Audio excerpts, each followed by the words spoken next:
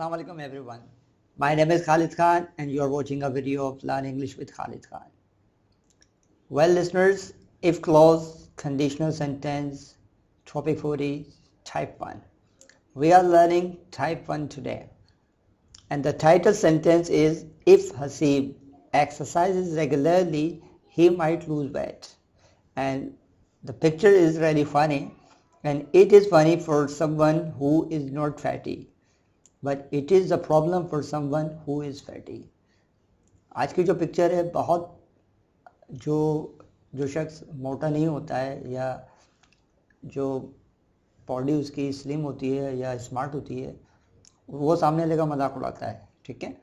और जो बेचारा फैटी होता है तो वो अंडर समझ लें ही साइक्स हिमसेल्फ शॉर्ट, हमेशा वो अपने आप को एहसास कमतरी का शिकार में रहता है कि यार मैं ये नहीं पहन सकता, मैं ये टी शर्ट नहीं पहन सकता, मैं इस तरह नहीं कर सकता, मैं यूँ नहीं कर सकता। कहने का मकसद ये कि मोटापा दुनिया में एक बहुत बड़ी बीमारी है और कई बीमारियों का सबब भी है।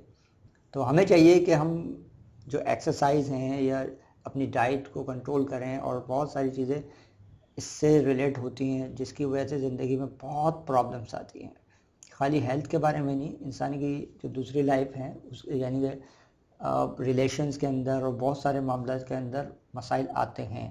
तो प्लीज़ अपनी सेहत का भी ख्याल रखें और साथ साथ ये जो अपनी बॉडी है इसका भी ख्याल रखें। एनीवे, चलते हैं। आज का टॉपिक बहुत इंटरेस्टिंग है और इसके अंदर एक बड़ी प्यारी चीज़ सीखने को मिलेगी, वो है कि बहुत सारे जो हम अभी शुरू में सीखते हुए आ रहे थे सेंटेंसेस, वो ये थे कि हम वन सेंटेंस बोल रहे थे, यानी कि हमारे जो जुमले थे वो एक बात थी, जैसे कि what are you doing, I am talking to you, और इस तरह। अब हम कोशिश कर रहे हैं कि एक साथ एक ही जुमले के अंदर एक एक या दो दो क्लॉजेज को हम ऐड करके पूरा बड़ा जुमला बनाएं आप, ठीक है। तो क्लॉजेज से अंग्रेजी ज़बान जो बोलते हैं उनके ऊपर बहुत असर पड़ता है। Anyway, if close condition sentence type 1 ये है क्या चीज़, देखें। It talks about the possibility of something, किसी चीज़ की, यानी कि ये कोई चीज़ मुमकिन है, ठीक है, ऐसा करेंगे तो ऐसा हो जाएगा। कॉन्सिक्वेंस, यानी कि इसका कोई रद्द-ए-अमल, जैसे कि कोई चीज़ करेंगे तो ऐसा होगा। Of one action to another, यानी कि किसी एक्शन का किसी दूसरी बात पे असर हो, ठीक है, दैट इज़ कॉल्ड। अच्छा, this clause can also be use to talk about offer and suggestions, warning and threats.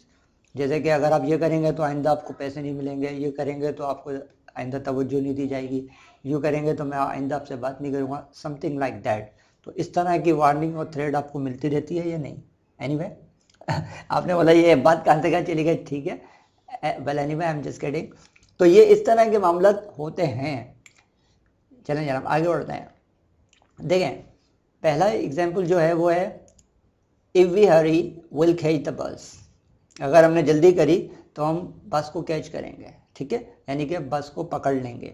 पकड़ने से मतलब हाथों से नहीं पकड़ लेंगे, यानी कि बस में सवार हो जाएंगे, ठीक है। अच्छा, देखें अंग्रेजी में भी कैसे कैसे सेंटेंस बनते हैं, ठीक है। वेल, इसी जुमले को हम दूसरे तरीके से भी बोल सकते हैं, जो कि ग्रीन कलर से लिखा हुआ है, will catch the bus if we hurry. अब देखें, इस पोर्शन को पहले लेकर आ गए हैं, इससे बहुत बड़ा फर्क पैदा होता है, मगर वो है राइटिंग के अंदर और साथ साथ सेंस के अंदर। अभी मैं एक्सप्लेन करता हूँ। देखें, बोथ सेंटेंसेस आर करेक्ट, सही है, बिल्कुल दोनों सही हैं। होगा क्या, देखें पहला वाला जो सेंटेंस है जो ब्लैक कलर से लिखा है, इफ वी हरी, तो इसके अंदर क्या है, प्रेजेंट सिंपल है, अगर हमने जल्दी करी। दूसरा क्या है, जो उसका पोर्शन जो है दूसरी क्लॉज है, विल कैच द बस। अब देखें, ये जो इफ़ के साथ है, ये जो क्लॉज होती है ये कहलाती है इफ़ क्लॉज, जो दूसरी वाली होती है वो कहलाती है मेन क्लॉज। तो इफ़ क्लॉज जो है वो क्या है, प्रेजेंट सिंपल में है, और जो मेन क्लॉज है वो है फ्यूचर सिंपल में, ठीक है। अब जब हम इसको यानी कि रिवर्स कर देंगे, हम पहले फ्यूचर सिंपल को लेकर आएंगे, तो वो इस तरह हो जाएगा जैसे कि ग्रीन कलर से लिखा हुआ है, विल कैच द बस, ठीक है, हम बस पकड़ लेंगे। इफ़ वी हरी, अगर हम जल्दी गए। तो अक्सर ये होता है कि बात करने के मौजू, यानी कि हम फोकस करना चाह रहे होते हैं कि अगर हम जल्दी गए तो हम बस पकड़ लेंगे। तो पहली जो हमारी तवज्जो ये क्या है, अगर हम जल्दी गए, ठीक है। दूसरे वाले जुमले में क्या है, हम बस पकड़ लेंगे, यानी कि हमें बस मिल जाएगी अगर हम जल्दी गए। तो फोकस में फर्क होता है, ठीक है। दूसरी बात, राइटिंग में एक बड़ी चीज का आपको सामने करना पड़ेगा कि पहले वाले जुमले में देखें प्रेजेंट सिंपल के बाद कोमा लगा हुआ है, फिर क्योंकि जब कोमा लगाने की वजह यह है कि ये क्लोज है, तो जब दूसरा दोबारा सब्जेक्ट शुरू हो रहा है विल कैच द बस, तो वी से शुरू हो रहा है, तो ये जो पोर्शन है तो उसको हमें सेपरेट करना पड़ेगा, ठीक है। जबकि will catch the bus if जो है बीच के अंदर कोमा का काम कर रहा है, वो दो क्लोज को मिला रहा है, तो अब कोमे की ज़रूरत नहीं है। वी इफ वी हरी, अगर हमने जल्दी करी। तो राइटिंग में इस चीज़ का ख्याल ज़रूर रखिएगा, ये चीज़ बहुत ज़्यादा अहमियत की हामिल है। एनीवे, अब ये चीज़ समझ में आ गई। अब देख नीचे देखें, दोनों के अंदर यानी कि हम ये कह सकते हैं, मगर इसके अंदर एक छोटी सी कंडीशन ये आती है कि दोनों जो हमारे पास क्लोजेज हैं, दोनों को हम फ्यूचर सिंपल में नहीं बोल सकते।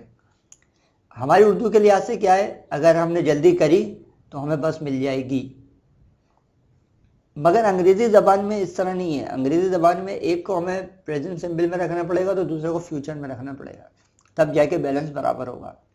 तो ये इसी तरह ही है, English is ridiculous stupid language, ठीक है। तो इस चीज़ को ज़रा हमें समझना पड़ेगा। अच्छा, दूसरी बात यह है कि हम दोनों को विल में यानी कि फ्यूचर सिंपल में इस्तेमाल कर सकते हैं, सिर्फ और सिर्फ एक कंडीशन में, जब हम बहुत ज़्यादा पोलाइट रिक्वेस्ट करते हैं किसी से। जैसे कि बॉटम पे एक मिसाल लिखी हुई है, if you will just wait a moment, अगर आपने थोड़ा सा इंतज़ार किया, I will find someone to help you, मैं किसी न किसी को ढूंढता हूँ आपकी मदद करने के लिए, ठीक है।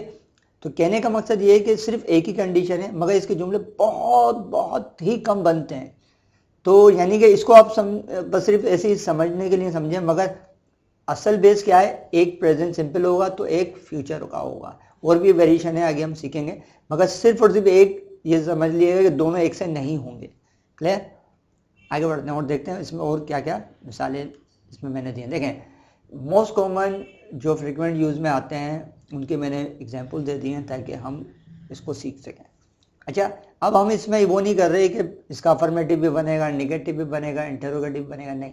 अब तो हम सिर्फ एक बात कह रहे हैं, वो अफर्मेटिव भी है या नेगेटिव है। एक पोर्शन हो सकता है अफर्मेटिव हो तो दूसरा नेगेटिव हो, तो दूसरा सवाल, यानी कि अब हम वो उस कैद से बाहर हैं। हम तो एक बात कहना चाह रहे हैं जो कि दो डिफरेंट छोटे छोटे जो जुमलों के जो पोर्शंस पे मबनी है वो, ठीक है। तो अब हमारा मकसद सिर्फ ये है, हमारा मकसद अब ये अफर्मेटिव नेगेटिव ये इस तरह का नहीं है अब, ठीक है। पहली मिसाल दी है, if it doesn't rain today, अगर आज बारिश नहीं होगी। अब देखें, हमारा जो उर्दू का सेंस है होगी, अगर आप इसको ये बोलना चाहें if it does not rain today, अगर आज बारिश नहीं होती है तो भी सही है, कोई मसला नहीं है। We will go on picnic, हम पिकनिक पर जाएंगे। तो आप समझने के लिए तो सही है, मगर उर्दू के मयार के हिसाब से इसको ऐसे, यानी कि यहाँ पर थोड़ा सा लैंग्वेजेस के जो एक होता है ना सेंस या उसका मिजाज कहना चाहिए मुझे, उसमें थोड़ा सा फ़र्क आ रहा है। तो हमें थीम समझनी है खाली, बिल्कुल एग्जैक्टली वर्ड टू वर्ड नहीं समझना, हमें सिर्फ बात का मकसद समझना है। If it doesn't rain today, अगर आज बारिश नहीं हुई तो हम पिकनिक पर जाएंगे, इस तरह समझ लें इसको, मगर इसको वर्ड टू वर्ड नहीं समझना। I repeat the sentence. Clear? अच्छा, ये क्या है, विद एक्शन वर्ब है, एक्शन वर्ब के साथ इस्तेमाल हो रही है ये जो क्लॉज है, if it doesn't rain. Clear? अब दूसरी जो मिसाल दी हुई है मैंने वो ये है, if we miss the bus, अगर हमने बस को मिस किया, there will be another one in just 10 minutes. अब ये वाली जो मिसाल है वो क्या है, स्टेट वर्ब बी के साथ है, there will be another one in just 10 minutes. इसी तरह तीसरी मिसाल जो दी गई, if I don't practise English it won't get any better, ठीक है। अगर मैं प्रैक्टिस नहीं करता तो ये बेहतर नहीं होगी। अब ये किसके साथ है, get as a changing in state, it won't get any better, ठीक है। If you drink this tank juice, अगर आप ये टैंक का जूस पीते हैं, you will have strep throat, आपके गले खराब हो जाएंगे। विद स्टेट वर्ब हैव के साथ है। क्लियर? तो अच्छा, इसमें एक चीज़ और हो सकती है, ज़रूरी नहीं है कि हम एक पोर्शन को बेस कर रहे हैं, हो सके दोनों पोर्शन एक से हों, एक से मुराद दोनों में स्टेट वर्ब आ जाए, दोनों में एक्शन वर्ब आ जाए, या एक में स्टेट वर्ब आए तो दूसरे में get as a changing state, ये अकॉर्डिंग टू द सिचुएशन है। मगर एक चीज़ का ख्याल रखना पड़ेगा, दोनों का ज़माना एक सा नहीं होगा। ज़माना मीन्स टेंस एक सा नहीं होगा, एक प्रेजेंट का है तो एक फ्यूचर का होना लाजमी है। क्लियर? ओके, आगे चलते हैं और देखते हैं मजीद और इसमें क्या क्या चीज़ें हैं। देखें और वेरिएशन है, इससे और सीखें क्या चीज़ है। देखें अब क्या है, if it is snow falling, अगर स्नो फॉलिंग हो रही है यानी कि बर्फबारी हो रही है, we are not going out for dinner today, हम आज डिनर के लिए बाहर नहीं जा रहे हैं। It is with present progressive, present progressive के साथ भी आ जाएगा, दोनों तरफ क्या है प्रोग्रेसिव टेंस है। ठीक है, अगर मैं चाहूँ तो उसमें चेंजेस भी कर सकता हूँ। देखें मिसाल के तौर पर एक चेंज करके दिखाता हूँ आपको। If it is snow falling we will not go, ठीक है, इस तरह भी बोल सकते हैं, कोई इसमें वो नहीं है। यानी कहने का मकसद है दोनों ज़मानों में थोड़ा सा फ़र्क आएगा। If it does not rain, अब देखें दूसरी मिसाल जो है, अगर बारिश नहीं होती है, we will be having a picnic, हम पिकनिक मना रहे होंगे। It is with future progressive. Clear?